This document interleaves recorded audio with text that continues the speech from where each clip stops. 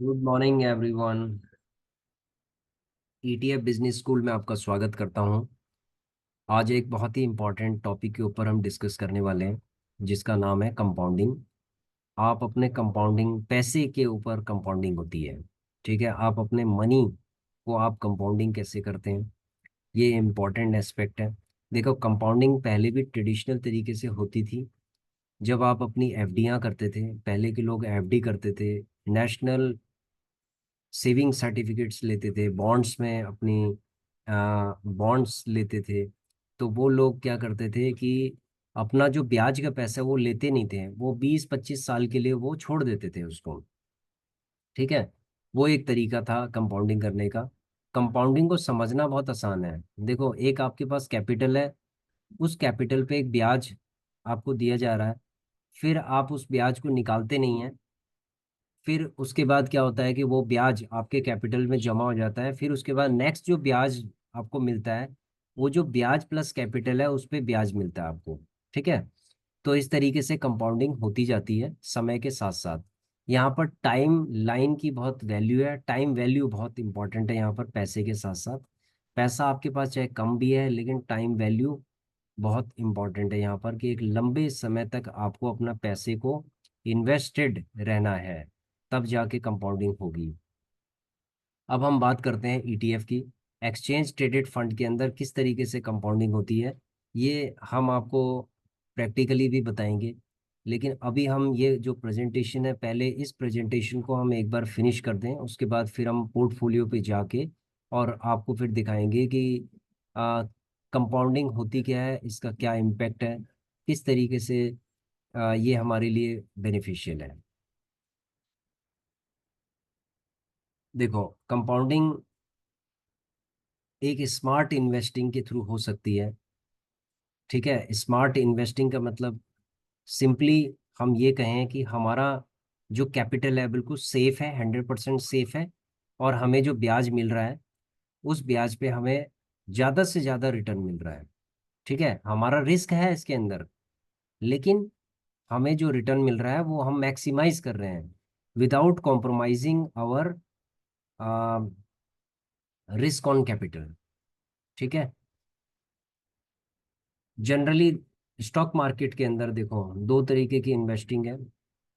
पहली इन्वेस्टिंग होती है स्टॉक मार्केट के अंदर, आपके स्टॉक्स के अंदर। ठीक है, इंडिविजुअल स्टॉक्स के अंदर। दूसरी होती है आप जो आप ईटीएफ के ऊपर इन्वेस्टमेंट करते हैं, ईटीएफ के ऊपर इन्वेस्टमेंट करते हैं। और मैं जनरली कहूँगा कि चार तरीके के अब है यहाँ पर स्टॉक मार्केट के अंदर। एक होता है इंडिविजुअल स्टॉक, दूसरा होता है म्यूचुअल फंड, तीसरा होता है ईटीएफ, और चौथा होता है एनसीडीज। एनसीडीज में वही चीज़ है कि जैसे आप किसी को लोन दे रहे हो और उसका ब्याज आपको मिल रहा है, सेम उसी तरीके से जो बड़ी बड़ी कंपनियां वो एनसीडी इशू करती है, और आप क्या करते हैं, उन एनसीडीज को लेते हैं, और उसके बाद आपको हायर रिटर्न मिलता है। कोई एनसीडी का रिटर्न दे रहा है 10%, कोई 9% दे रहा है, कोई 12% दे रहा है, कोई 15% दे रहा है। ठीक है, तो एनसीडी सेफ भी हो सकती है, नहीं भी हो सकती है, उसके बारे में हमें नहीं पता है। ठीक है, हमें सिर्फ ईटीएफ के बारे में हम यहाँ पर डिस्कस करना चाहते हैं कि ईटीएफ हमारा कितना सेफ है। ईटीएफ हमारा 99.99% सेफ है। 0.01 सेफ इसलिए नहीं कह सकते हम, क्योंकि ये स्टॉक मार्केट है। ईटीएफ के बारे में हमने बहुत सारे वीडियोस बनाए हैं। एक्सचेंज ट्रेडेड फंड कहते हैं इसको। देखो, ईटीएफ एक गुच्छा होता है, बहुत सारे स्टॉक्स है, उसका एक पोर्टफोलियो होता है ये। ठीक है, उस पोर्टफोलियो के अंदर हम, पूरे पोर्टफोलियो के अंदर हम इन्वेस्टमेंट करते हैं, वो भी आपको बताएंगे कि किस तरीके से ये पूरा पोर्टफोलियो बनता है, स्टॉक्स का सारा मिलके ईटीएफ कैसे बन, ईटीएफ कैसे, कितने सारे स्टॉक्स का ये ईटीएफ बना होता है, इसका स्ट्रक्चर होता है। जैसे स्टॉक्स बहुत सारे मिलके होल्ड करके ये पूरा है सेट बनाते हैं, कमोडिटीज, बॉन्ड्स, ये सारे मिलके एक पूरा मैकेनिज्म होता है, एक नेट एसेट वैल्यू बनाते हैं ये। उसके बाद कई तरीके के ईटीएफ होते हैं, जैसे इंडेक्स ईटीएफ है, जैसे आपका निफ्टी बीज है, बैंक बीज है। उसके बाद है सेक्टरल सेक्टोरल ईटीएफ है, जैसे आईटीबीज है। उसके बाद इंडस्ट्री ईटीएफ्स हैं, जैसे पीएसयू बैंक है, बैंकिंग इंडस्ट्री है, सपोज पीएसयू बैंक बीज है हो गया आपका। पब्लिक सेक्टर अंडरटेकिंग, जो जितने भी बैंक्स हैं उनका ईटीएफ है। सीपीएसई हो गया, सेंट्रल पब्लिक एंटरप्राइजेस, जो इंडस्ट कंपनीज हैं, पब्लिक सेक्टर अंडरटेकिंग है उनका, उन इंडस्ट्रीज का ईटीएफ है। उसके बाद बॉन्ड ईटीएफ्स हो गए, जैसे आपका हो गया गोल्ड बीज हो गया, कमोडिटीज ईटीएफ हो गए, जैसे गोल्ड हो गया, सिल्वर हो गया। उसके बाद है आपका इंटरनेशनल ईटीएफ्स हो गए, जैसे मॉन 100 हो गया, हैंसैंग बीज हो गया। तो बहुत सारे टाइप के ईटीएफ्स होते हैं, लेकिन हमें उस पर भी ध्यान रखना पड़ता है कि कौन सा ईटीएफ हमारे लिए अच्छा है, क्योंकि उन ईटीएफ्स का भी फंडामेंटल एनालिसिस होता है टेक्निकल के साथ साथ। उसके बाद है ईटीएफ का बहुत बेनिफिट है। ईटीएफ का बेनिफिट क्या है? देखो, एक तो हमारा जो भी हम इन्वेस्टमेंट करते हैं उसको डाइवर्सिफिकेशन उसका होता है। और उसके बाद इसमें एक्सपेंस रेशियोज जो होते हैं वो बहुत ही कम होते हैं as compared to mutual funds.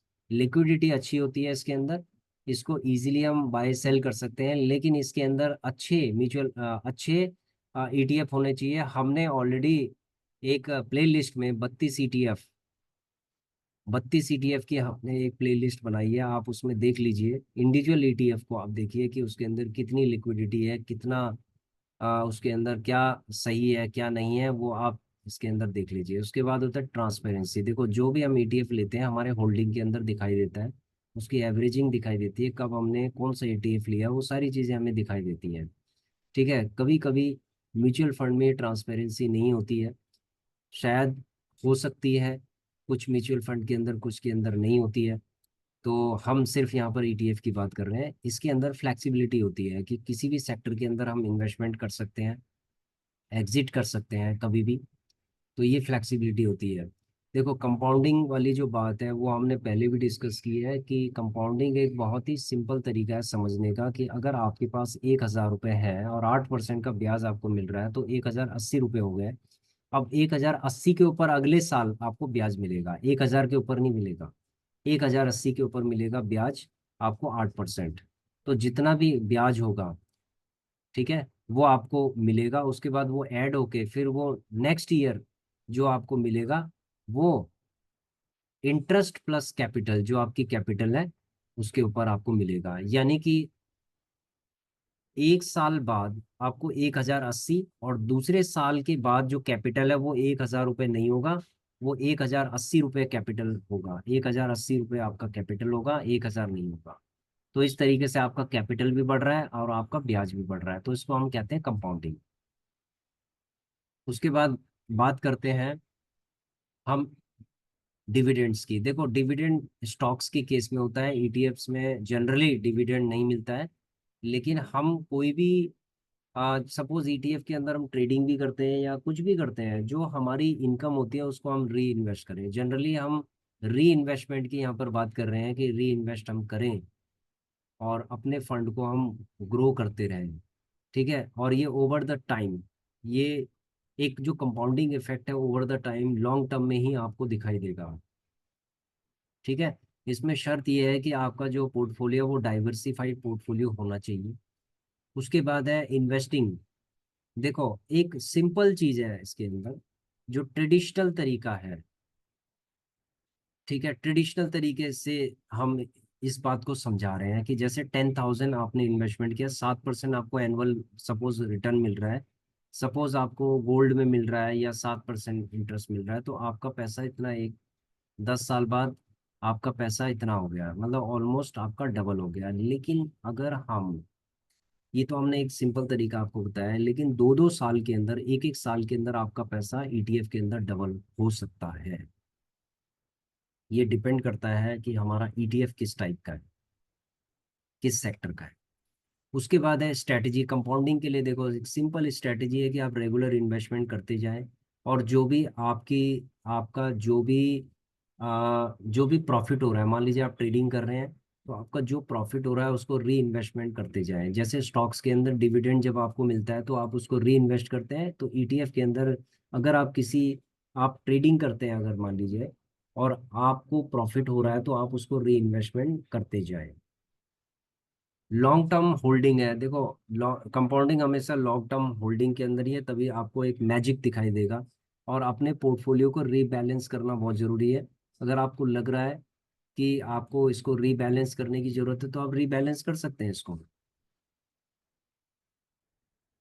उसके बाद है how to choose the right ETF. देखो, हमने इसके लिए वीडियो बनाई है कि जो फंडामेंटल एनालिसिस है ईटीएफ का करना बहुत जरूरी है।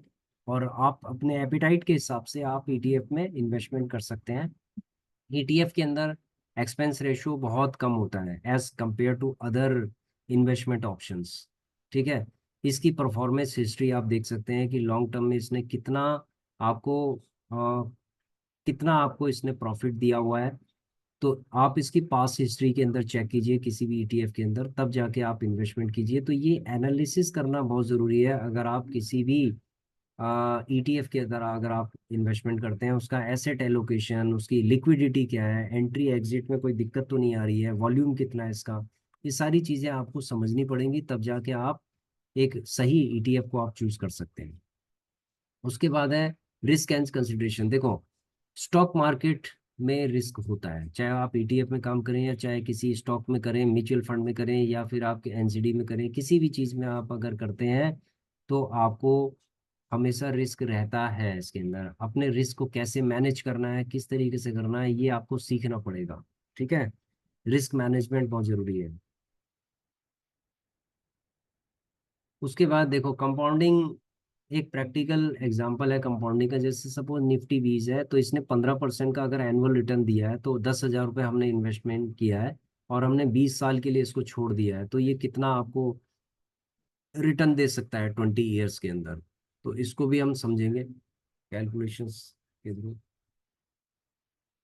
तो कंक्लूजन यहाँ पर ये निकलता है कि ईटीएफ एक बहुत ही पावरफुल वे है जिसके थ्रू आप अपने फंड को कंपाउंडिंग कर सकते हैं। यहाँ पर कंपाउंडिंग काम करता है। ठीक है। अगर आप इन्वेस्टमेंट करके देखिए और उसको होल्ड कीजिए लंबे टाइम में, तो आपको ये कंपाउंडिंग करके देगा। ठीक है। अगर आप एक्शन लेना चाहते हैं कुछ, तो आप स्टार्ट कीजिए एक छोटे से अमाउंट से, आप 100 रुपये से स्टार्ट कीजिए। आप 61 रुपये से स्टार्ट कीजिए। सबसे पहले आप गोल्ड बीज लीजिए या सिल्वर बीज लीजिए या सीपीएसई में एक लीजिए। आप ऑटो में ले सकते हैं। एक एक ईटीएफ आप लीजिए और उसको कम से कम आप 5 से 6 महीने आप छोड़ दीजिए। तो आपको समझ में आ जाएगा कि ये कितना लॉन्ग टर्म में कितना ग्रोथ आप दे सकता है। पहले शॉर्ट टर्म में कीजिए, शॉर्ट टर्म में पहले इन्वेस्टमेंट कीजिए एक एक। जैसे 32 ईटीएफ है तो आप एक एक ईटीएफ के अंदर आप इन्वेस्टमेंट कीजिए और उसको 3 महीने बाद आप उस पोर्टफोलियो को आप चेक कीजिए कि कौन सा ईटीएफ कितना ग्रो कर रहा है। फिर उसके बाद आप स्टार्ट कीजिए अपनी जर्नी को। ठीक है। इस तरीके से आप कुछ एक्शन ले पाएंगे। सिर्फ वीडियो देखने से आप कोई भी पोर्टफोलियो तैयार नहीं कर सकते। कि आप सिर्फ वीडियोस देख रहे हैं, 50 वीडियो आपने देख लिए और उसके बाद आप सोच रहे हैं कि आप कुछ करेंगे, तो सिर्फ वीडियो देखने से नहीं होगा, आपको एक्शन लेना पड़ेगा। जो फाइनल थॉट ये है इसके अंदर कि पेशेंस और कंसिस्टेंसी से ही आप कंपाउंडिंग के इफेक्ट को समझ सकते हैं, उसका बेनिफिट ले सकते हैं ईटीएफ के अंदर। तो ये बहुत ही जरूरी है। That is the conclusion of this topic. Thank you very much. आइए चलते हैं, हम आपको थोड़ा सा एक झलक दिखाते हैं, कुछ ग्लिम्सेस हैं।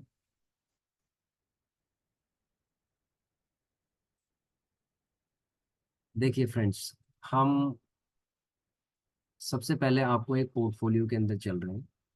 इस पोर्टफोलियो के अंदर आपने देखा होगा कि हमारी जो इन्वेस्टमेंट है वो है 1,59,800 कुछ, मतलब 170 के आसपास आप लगा लीजिए। और जो करंट वैल्यू है वो 1,83 के आसपास है। इसका मतलब है 13,000 के आसपास इसका एप्रिसिएशन हो रहा है डेली। पीएल एंड एल के अंदर आप देखेंगे तो 0.54% का इसमें एप्रिसिएशन है। तो यहाँ पर क्या हो रहा है कि हमारा जो फंड है वो 8% के आसपास इसमें ग्रो हो गया। ये 3 महीने का है। ठीक है, 3 से 3.5 महीने का है ये, उससे ज्यादा का नहीं है। ठीक है। अब आप कहेंगे कि सर आप ईटीएफ के अंदर काम कर रहे हैं, तो आपने ये जो पोर्टफोलियो है, आपको 3-4 महीने क्यों हुए हैं, आपको तो लंबा समय होना चाहिए था। आपकी बात बिल्कुल ठीक है, मुझे लंबा समय होना चाहिए था। पहले मैं क्या करता था, थोड़ा थोड़ा करके इन्वेस्टमेंट करके, थोड़ा थोड़ा करके इन्वेस्टमेंट करके, एक डीमैट अकाउंट के अंदर, जीरोधा डीमैट अकाउंट के अंदर हमने क्या किया, उसके अंदर थोड़ा थोड़ा करके हमने एक फंड एक्यूमुलेट कर लिया। उसके बाद हम उसमें ट्रेडिंग स्टार्ट हमने कर दी है। ट्रेडिंग स्टार्ट करने के बाद हमने उसमें से जो भी प्रॉफिट हो रहा है उसको फैच आउट करके, उसमें से विड्रॉ करके हम इस डीमैट अकाउंट के अंदर डाल रहे हैं। तो ये हमारा फ्री गुल्लक है एक तरीके से, ठीक है। ये सारा फ्री है।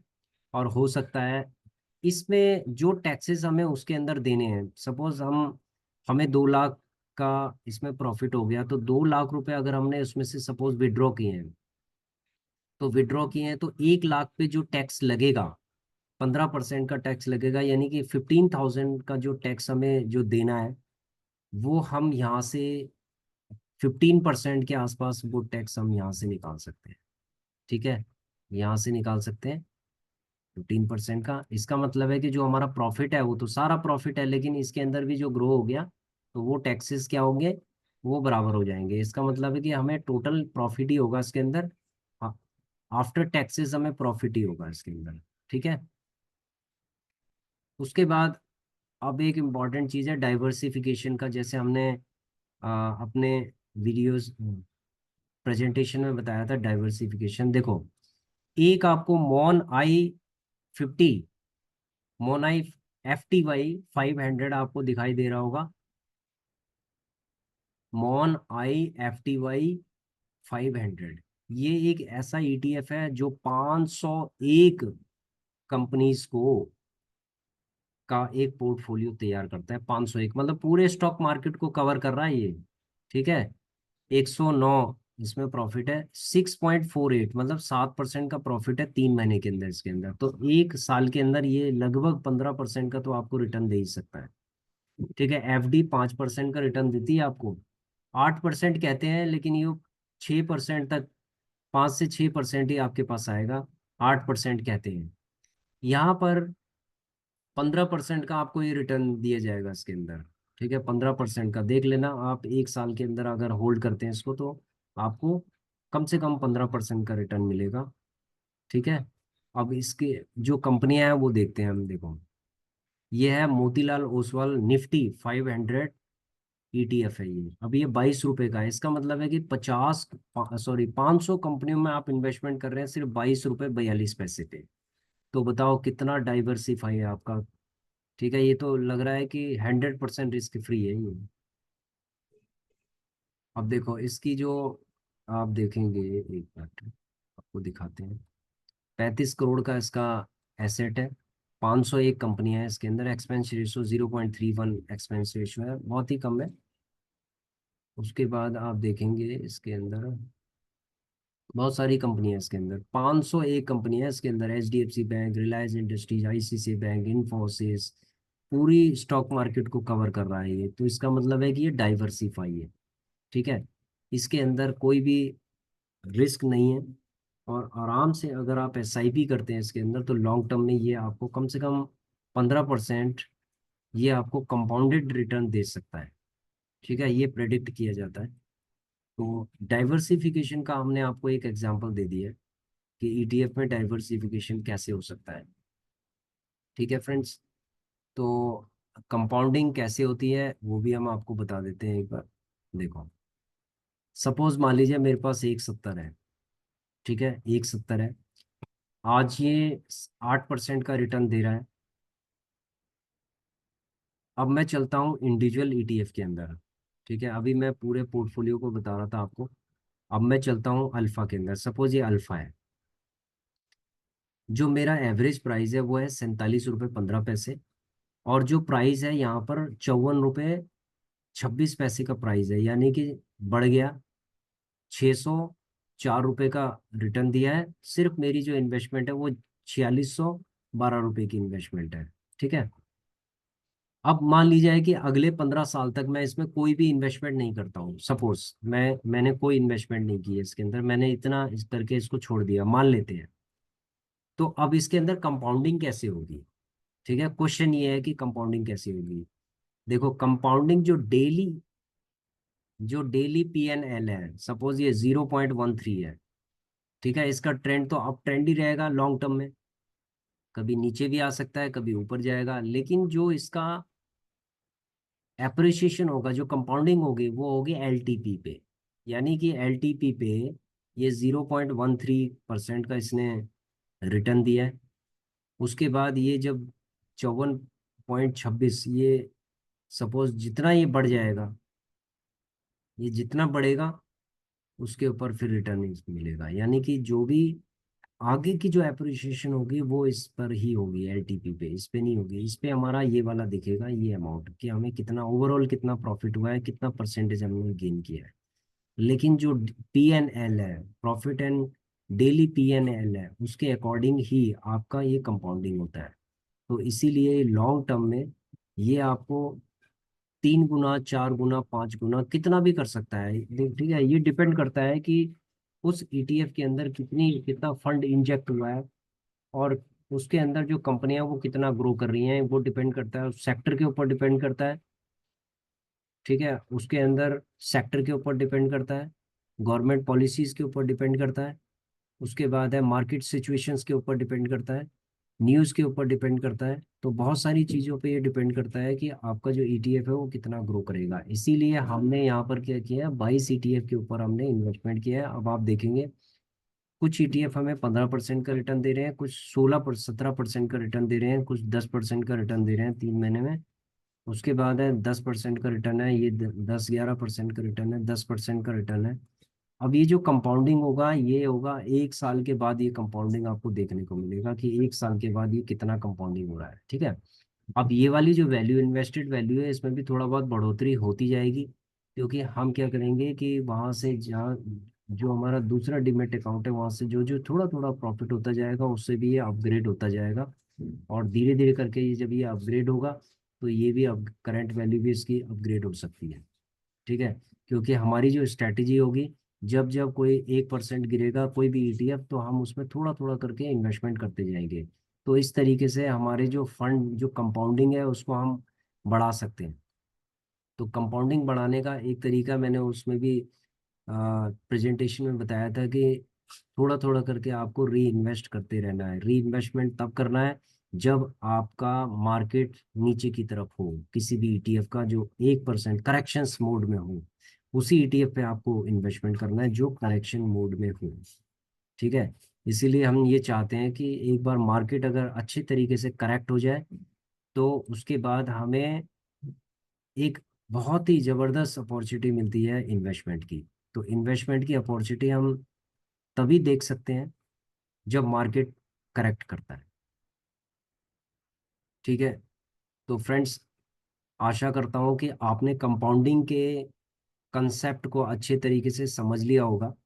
और ये जो कंसेप्ट है, ये सिर्फ वन टाइम लर्निंग कंसेप्ट नहीं है। ये धीरे धीरे करके जब इन्वेस्टमेंट आप करते जाएंगे, तो उसके बाद आप ये देखेंगे कि किस तरीके से हमारी जो वैल्यू है वो ये बढ़ती जाएगी। ठीक है, तो ये वैल्यू बढ़ती जाएगी, तो इस तरीके से क्या है कि हमारा कंपाउंडिंग होता जाएगा। ठीक है फ्रेंड्स, तो thanks for watching our video. Thank you. Please subscribe, like and share our channel. Thank you.